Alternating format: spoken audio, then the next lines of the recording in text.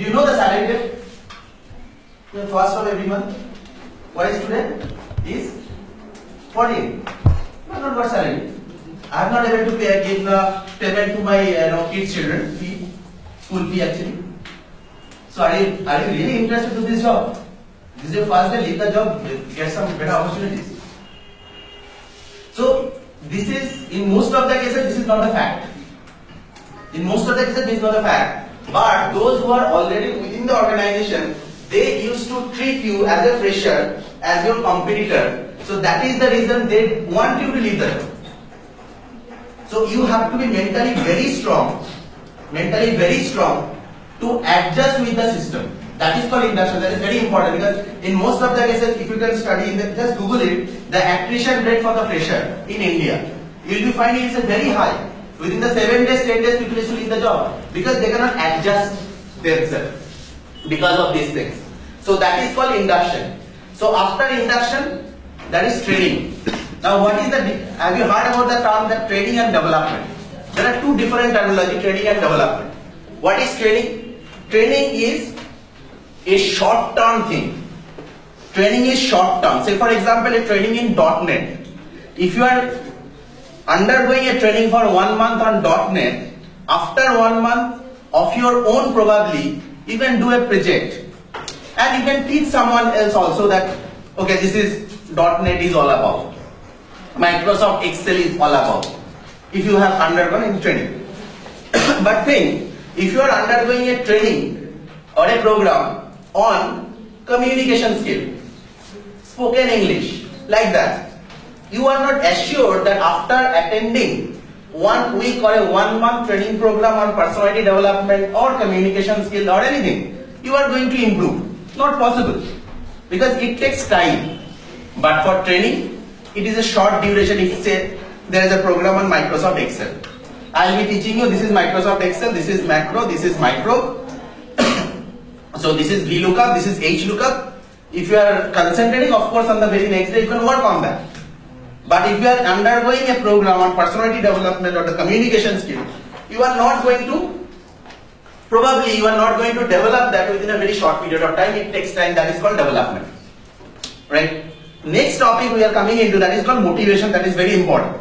For yourself also, if you are working in the organization, you have to motivate your employees also.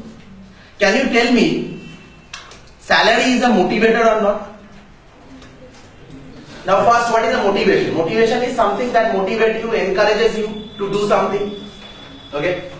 There are two definitions. There are two factors. Number one is hygiene factor. Number two is motivator. Now what is a hygiene factor?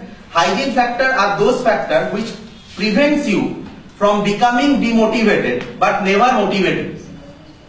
Prevents you from becoming demotivated but never motivates you. And motivators are actually the motivators that motivate you. So based on this definition, can you tell me salary is a hygiene factor or a motivator? Salary is a motivator or a hygiene factor. So hygiene factor definition is, what is hygiene factor? That never motivate you but prevent you from becoming demotivated. That is hygiene factor. And motivators are actually motivating. So salary is a hygiene factor or motivator? Hygiene factor. Salary is a hygiene factor. So salary does not motivate you. Salary does not motivate you. Whenever you will be selecting a job, based on what criteria you are going to select? Salary or what? Say for example, you have got two jobs. One offer is 80,000, another offer is 20,000. Or say 80,000 and 8,000. Okay? So which offer you are going to select? 40,000. I say 80,000. Now the thing is that, as she was right, that salary is actually a hygiene factor, is not a motivator, because with salary you cannot motivate the people for a longer period of time. Maybe say for example, you are the first person in your class to get the campus drive, and you have got your first job with, say for example, 20,000 rupees, and you are very much happy because nobody else have got any job. Now suddenly in another campus drive, some of your friends have got a job of 35,000. You will becoming demotivated. You will becoming demotivated. Okay? Because you will be thinking 35,000 of course is better than 20,000. Right? Similarly, if you are giving a promotion to someone and giving an increment of 2,000, 3,000, 4,000, okay, you are happy, somebody is happy, but after certain period, they will be feeling this is not enough. So that is the reason salary is never going to be a motivator. What about the working hours? Working hours is, say for example, 10 to 5. Working hours is 10 to 4. This is working hours. Whether this working hours is a hygiene factor or a motivator? Working hours. There is a 8 hours a day, 10 hours a day. This is a hygiene factor or a motivator? This is again a hygiene factor, not a motivator, because in the working hours also you cannot satisfy the employee. Because say for example, your working hours is 10 to 5. And on an average, a larger percentage of the people will be coming to you at 4:30. Sir, ma'am, can I go? At 4:30 they will be coming to you and say, it's a normal human psychology. Want to leave early. Okay? So now you are thinking that most of the people want to leave at 4:30. So you have converted that overall duty hours from 10 to 4:30. So then the people will be coming at 4. Ma'am or sir, can I leave? This is the normal human psychology. So that with the working hours, you cannot motivate the people for a longer period of time. What about, so these are the hygiene factors. Any example of motivator that actually motivate? These are hygiene factors you can understand. Designation? Yes, right. Designation is an important factor because that is a social identity. Anything else? Right, very good. That is a job description. Whatever you are doing, that is very important. Job description. Anything else? The environment. Working environment. That is also important. Even the infrastructure. Say for example, you have got a job whose office in, say for example, very interior of West Bengal. Okay? And another office is in the Sector 5, Infinity Building. So of course, there will be a tendency, yes, I will be joining there only because there is a big flourishing building and etc. A lot of amenities are there. So that's why you are going to join there. So that is why just infrastructure also acting as a motivator. Okay? So this is the basic difference between the hygiene factor and the motivator. Okay?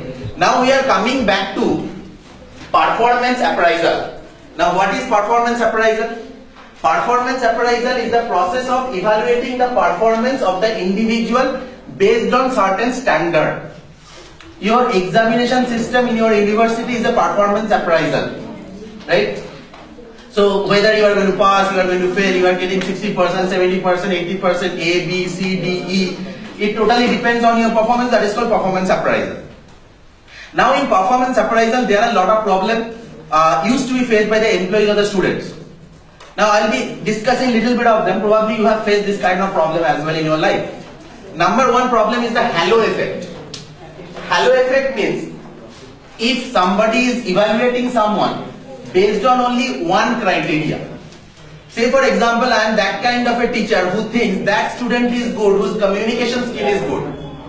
So I will be considering only communication skill. So that student whose communication skill is good will be getting good marks from me. Irrespective of the fact his technical knowledge is very poor, behavior is very pathetic, dress sense is not appropriate, but till I am going to give them a good marks because his communication skill is good. This is a problem of performance appraisal. This is called halo effect.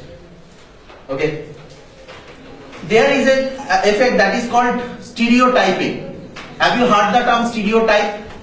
Stereotyping means, considering a particular category of people to having a particular characteristics. There are certain people I know, engineers means IITs. If you are not from IIT, I am not going to consider, you are not an engineer itself. Engineers mean IIT. MBS means IIMs. So that is called stereotype. I know one of the HR manager who have passed out from Shivpur BE College and then done his MBA from IIS WBM. So whenever he is taking interview, he is considering that combination only. BTech, Shivpur, MBA, IIS WBM. Then it is a perfect match, otherwise not. Even if it is IIT, IIM, he is going to sit reject. Right? Because that is called stereotype. Right? One of the perfect example of stereotyping is in Indian advertisement of washing powder. Who are the usual model of washing powder? Huh? Girl.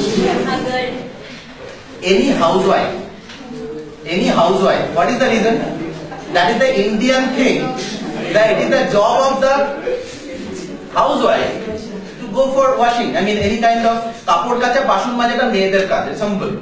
That is the stereotype, right? That is the stereotype. I know one of the professor of IIM, okay, he used to consider that female candidate means whatever the qualification they are having, they must be a very good home manager.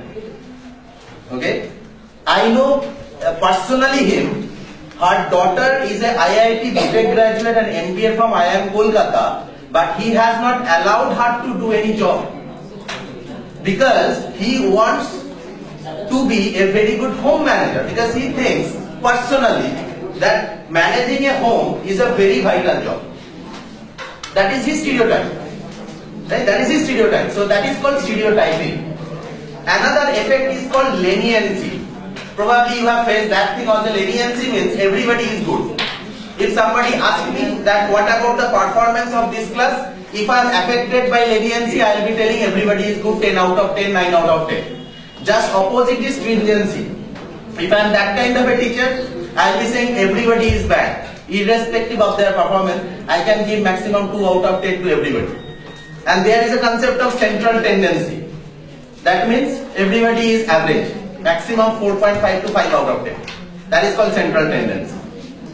Another effect, that is called primacy effect. Primacy effect means based on primary impression. Say for example, this is my first class with you. This is primacy.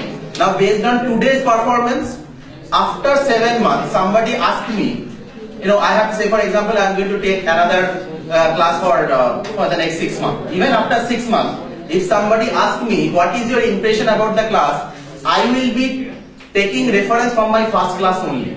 In the first class, the students who are good, that means they are good. Those who are bad, they are bad. That is called primacy effect. Okay. So say for example, one student performed really well in the very first class, but they have performed very poorly in the next consecutive classes. But till I am going to give highest marks to that student who was good in the first class, because that is called primacy effect. And just opposite is recency effect. That is, I am going to consider the recent performance only. Right? Okay, till now any confusion, any question? So are you ready for the quiz for this topic? Okay, can you tell me what is halo effect?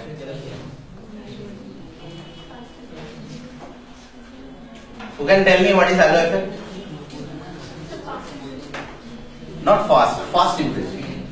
Not fast impression. That is a different thing. Now what is halo effect? What is halo effect? Okay, halo effect is considering only one characteristic. Communication skill, that example I have given. I am considering only one example. One characteristic, not everything else, right? Okay, what is the basic definition of human resource management?